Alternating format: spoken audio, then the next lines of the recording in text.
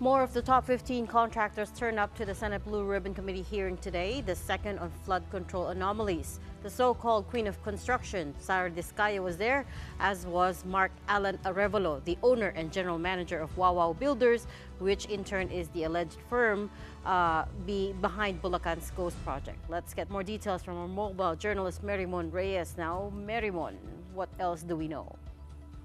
Regina, Sean, good evening. The second hearing of the Senate Blue Ribbon Committee seemed to be filled with upset as the senators continue to unravel their questions behind on the anomalous flood control projects in the country. At yung ilan doon sa mga nakausap nga kanina, ito ngang kontratista or contractor na si Sara Diskaya, kung saan ibinahiwatig niya na 23 years na raw silang nasa construction business, and before entering DPWH, meron na raw silang mga natatanggap na proyekto mula naman sa LGU. And ang nasabi niya rin nung dito nga sa kanilang experience so far, around 400 projects naman ang nasecure nila from 2022 to 2025 dito sa DPWH.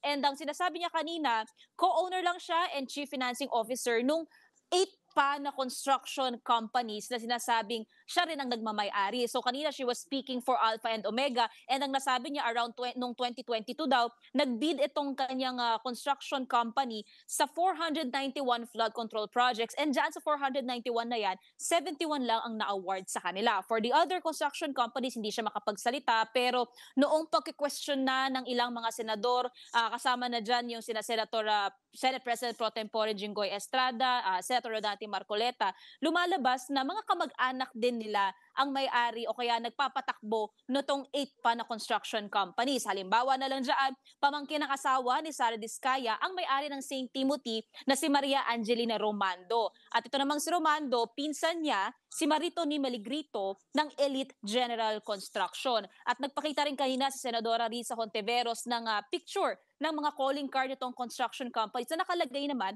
ang pangalan ng asawa ni Sara na si Pacifico Diskaya. At ang sinasabi naman dito nung natanong siya ng komite kung bakit parang majority o karamihan daw sa flood control projects ay na-award sa kanyang construction companies. Ang sinasabi niya dito, nilinaw niya, wala raw siyang kakilala sa DPWH, pero meron daw siya mga kakilalang district engineers mula Bulacan at Laguna. Pakinggan natin ang bahagi ng pagdinig. Balita ko, isa kayo sa mga una nakakita at nakakapili ng mga projects. Bago pa mabuo ang National Expenditure Program, yung tinatawag natin na NEP. Parang menu lang sa restaurant na nakaka-order kayo kaagad. Sino ang point person nyo sa DPWH na nagbibigay sa inyo ng informasyon na ito, o para sa inyo, ito para sa kanya? Sino? Sir, wala po akong nakakausap po. Hindi kami maniniwala niyan, wala kayong kilala sa DPWH. Meron ako yung mga engineer, yung mga district engineers, pero hindi po sila nagbibigay ng project po sa akin.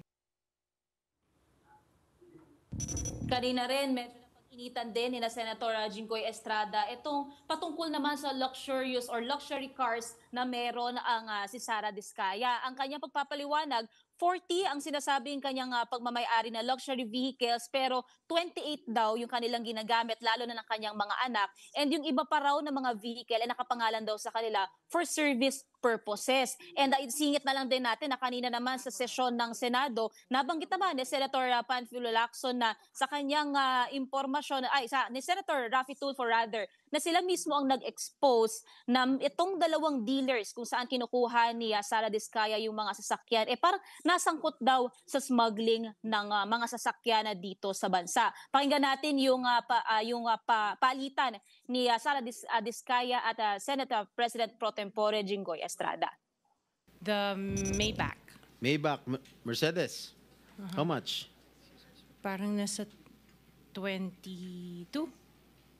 Parang ganun. 22 million. Magkano yung Bentley mo? 20. You purchased this brand new, all brand new? Yes po. All right. Yung G63. What is that? G63. G63, ano yun? Benz. Benz? G63? Is that a sports car? Hindi po. G-Wagon. Wagon. G-Wagon. How much is it? Parang nasa 20 din yata. Huh? 20 din yata. 20 million. One vehicle only? Oh, what else? Yung Cadillac po. What kind of Cadillac? Yung SUV. Escalade? Yes. Oh, magkano?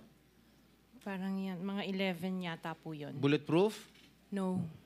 Isa lang. One white, one black. Hindi ko na maalala yung iba eh. Sa dami talaga, hindi mo maalala, no? Sarap ng buhay mo, ah. This is unbelievable.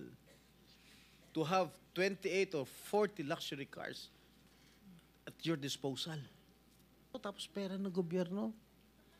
Ano ba? Nasaan ang konsyensya nyo, madam?